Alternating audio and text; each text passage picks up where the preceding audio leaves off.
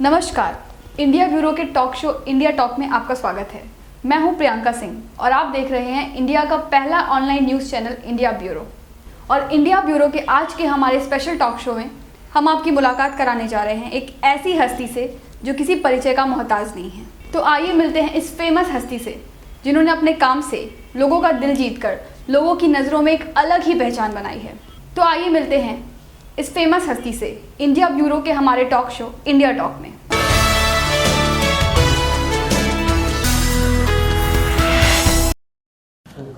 नमस्कार। आज का विषय है कि सुप्रीम कोर्ट ने जो कंटेम्प्ट ऑफ कोर्ट एक्ट में जो जजमेंट दिया है 4 मई 2020, तो उसमें उन्होंने एक बात लिखी है, writ petition is not maintainable against the order passed by the Supreme Court in contempt jurisdiction. तो ये जो लिखा है 2 जज बेंच ने, जस्टिस दीपक गुप्ता जो अब रिटायर्ड हो गए और जस्टिस अनिरुद्ध बोस की बेंच ने, तो वो जजमेंट कैसा परिणकुरियाम है, इलीगल है, इस बारे में आज का क्लिप है। तो देखिए उन्होंने जो क्या लिखा है, रीट पिटिशन नॉट मेंटेनेबल। अब ये 2 जज बेंच है। इसी विषय पे सिमिलर क्या हुआ था, MS अहलावत, ये पुलिस कमिश्नर थे पंजाब एंड हरियाणा के, इनको सुप्रीम कोर्ट के 2 जज बेंच ने सजा दे दी कंटेम्प्ट में और परजुरी में। तो उन्होंने उसको चैलेंज किया कि आपका ये ऑर्डर गलत है। तो that order was heard and decided and wrongful conviction is set aside by the bench of 3 judges। मतलब 3 जज बेंच ने 2 जज का wrongful conviction सुप्रीम कोर्ट का रीट में सेट असाइड किया। One thing. सेकंड वो जजमेंट है, देखिए आपको क्लिप में दिख जाएगा, MS Ahlawat versus state of Haryana. Second है विनय चंद्र मिश्रा का 1995 का जजमेंट है सुप्रीम कोर्ट का। इसमें 3 जज बेंच ने एक एडवोकेट को कन्विक्शन दिया, विनय चंद्र को, और वो कन्विक्शन देते समय एक सेंटेंस में एक बात ये भी लिख दे कि he is suspended from the practice. उस जजमेंट को सुप्रीम कोर्ट बार एसोसिएशन ने चैलेंज किया रीट ज्यूरिडिक्शन में सुप्रीम कोर्ट के, और रीट ज्यूरिडिक्शन में सुप्रीम कोर्ट के 5 जज bench 1998 volume 4 SCC page number 409, ये वो जजमेंट है। इसमें 5 जज बेंच ने वो सेट असाइड किया। अब ये 2 बातों को, ये 2 जजमेंट में जो रेशो था, ये कंसिडरेशन के लिए आया 5 जज बेंच के पास में, रूपा होरा वर्सेस अशोक हुरा 2001 4 SCC पेज नंबर 388।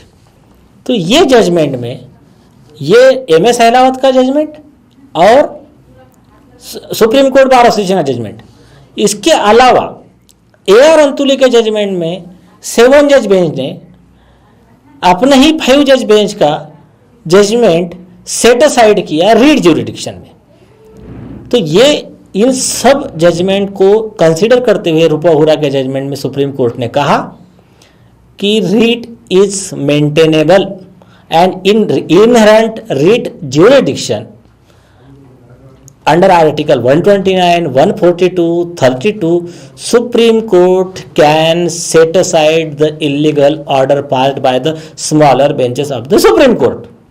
इसलिए 2 judgment pass by Justice Gupta and Justice Aniruddha Bose इस पर इंक्विरियम, ये इनका जो 2 जज बेंच का जजमेंट है पर इंक्विरियम है, इलीगल है, नल एंड वाइड है। अब एक केस है कि ये जो हमारा केस हुआ है, 2 केसेस हुए हैं हमारे केस में। Without framing the charge final judgment of contempt is passed. तो कंटेम्प्ट ऑफ कोर्ट के प्रोसीडिंग में जब भी कभी कॉन्स्टिट्यूशनल कोर्ट, हाई कोर्ट या सुप्रीम कोर्ट किसी को सजा सुनाता है, कन्विक्शन देता है बिना चार्ज फ्रेम किए, तो उस कंडीशन में जो पीड़ित व्यक्ति है वो रीट ज्यूरिडिक्शन में कॉम्पेंसेशन मांग सकता है, क्योंकि चार्ज फ्रेम न करते हुए सजा सुनाना ये उस व्यक्ति का फंडामेंटल राइट का वायलेशन है। ऐसा 5 जज बेंच ने रमेश महाराज के मैटर में 1978 WLR 90 पेज, ये अभी ये क्लिप में देखेंगे आपको, ये साइटेशन में इन्होंने क्लियर किया। उन्होंने कहा कि जो हाई कोर्ट ने विदाउट फ्रेमिंग चार्ज जो सज़ा सुनाई थी ये सज़ा इलीगल है और इसलिए वो व्यक्ति को स्टेट ने कॉम्पेंसेशन देना चाहिए। अभी देखिए, सजा गलत विदाउट फ्रेमिंग चार्ज सुना है किसने? जज ने। तो उसमें कोर्ट ने लिखा कि जज कौन है? जज is the executive arm of the state. सरकार की कार्यपालिका का एक एम्प्लॉय जज है, चाहे हाई कोर्ट जज रहो चाहे सुप्रीम कोर्ट जज रहो। He is a public servant, जनता का नौकर, लोक सेवक। अभी उस पर आरटीआई में भी जजमेंट आएगी, सुप्रीम कोर्ट का जज है, सैलरी तो उसको पब्लिक से ही मिल रही है ना। देखो, हम आप जो टैक्स दे रहे हैं, अगर हम एक पेन खरीदते हैं, पेन का कीमत अगर 20 रुपये है, 100 रुपये जो भी है, मैन्युफैक्चरिंग कॉस्ट उसकी 2 रुपये है, 2 रुपये में पेन बनता है, लेकिन हमारे पास पहुंचने तक 20 रुपये का हो जाता है। 18 रुपये तो टैक्स ये सब चीज़ें उसमें आती है। पेट्रोल है, पेट्रोल अगर 10 रुपये का है, हमारे तक पहुंचने तक 60 रुपये का आ रहा। तो ये जो टैक्स बन रहा है, टैक्स में से ही हम जो टैक्स भरते हैं उसी में से ही सारे गवर्नमेंट एम्प्लॉय की सैलरी जाती है, और जिसको सैलरी मिलती है अपना काम करने के लिए वो पब्लिक सर्वेंट है। खुद सुप्रीम कोर्ट ने जजमेंट में लिखा कि सुप्रीम कोर्ट का जज भी पब्लिक सर्वेंट है। तो रमेश महाराज के केस में क्या कहा गया कि अगर कोई जज बिना चार्ज फ्रेम किए कन्विक्ट करता है तो रीट इज मेंटेनेबल। सो इस आधार पे जो होल जजमेंट है कि रीट इज नॉट मेंटेनेबल, वो इलीगल है पर इंक्यूरियम है। नेक्स्ट पॉइंट ऐसा है कि अभी जो केस था, उस दिन केस था द 2 जज बेंच, उन्होंने ये कहा कि you are guilty of contempt, file your say on sentence. Sentence पे तुमको क्या बोलना है बोलो। तो मोदी टेलीफाइबर में 2005 एससीसी में खुद सुप्रीम कोर्ट ने कहा है कि ऐसी ऑर्डर इज अपीलेबल ऑर्डर, यह ऑर्डर को अपील मेंटेनेबल है।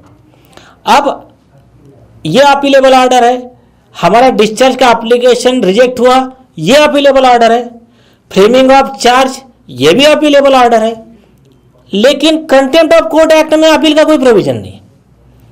जब कोई प्रोविजन नहीं होता है लेकिन फंडामेंटल राइट को तुमको अवेल करना कि मेरे फंडामेंटल राइट हो रहे, वायलेट हो रहे।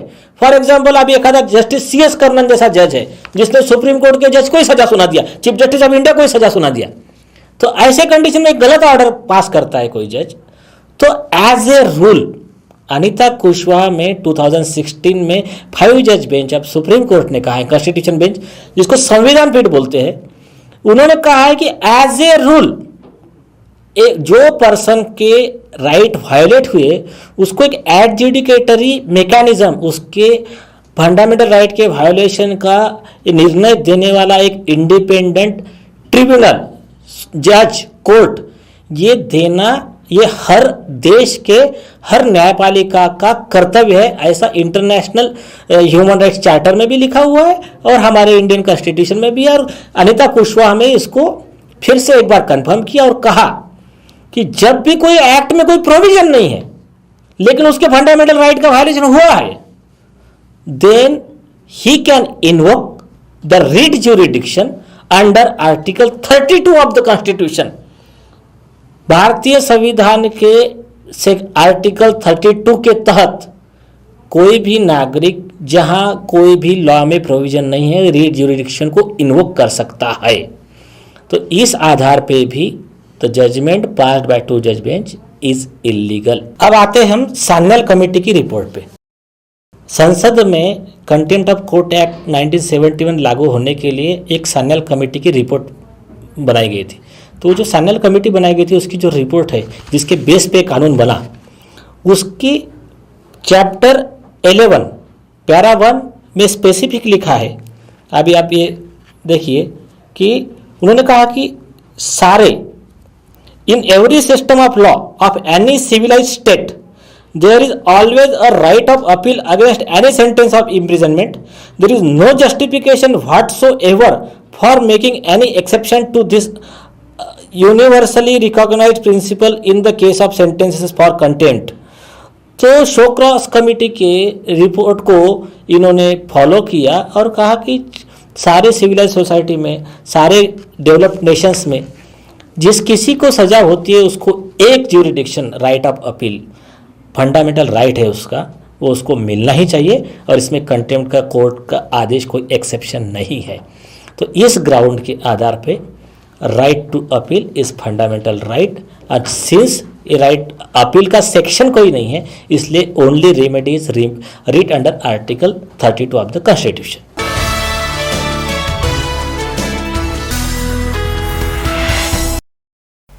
अभी आप देख रहे थे इंडिया ब्यूरो का हमारा खास टॉक शो इंडिया टॉक।